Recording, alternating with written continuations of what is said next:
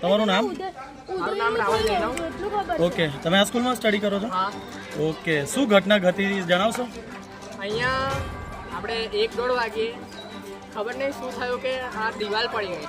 Okay, દિવાલ પડી ત્યારે તમે શું કરતા હતા અહીંયા? અમારી ઉપર હાજરી પુરાતી હતી. અચ્છા, હાજરી પૂરાતી. અને જે ક્લાસ ચાલુ છે એ ક્લાસમાં છોકરાઓ હતા? હતા. એ ચાલુ ક્લાસમાં ભણતા હતા અને દિવાલ પડી. આ રીતનો આખો ક્લાસરૂમ છે એ પડ્યો? એ ક્લાસ આખો ક્લાસરૂમ પડ્યો. કેટલા ટાઈમથી તમને લાગે છે કે આ રિપેરિંગ કરાવવા જેવું છે ને આ લોકો કરાવતા નથી?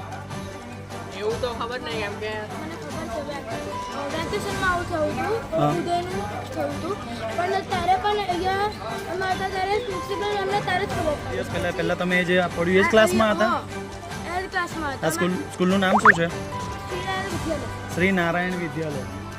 આ ઘટના બની ત્યારે તમે બધા અહીંયા જ હતા હાજરીમાં? હા, તે પેલી સાઈડ હતા. અમે કોન્સેપ્ટમાં આવું થયું.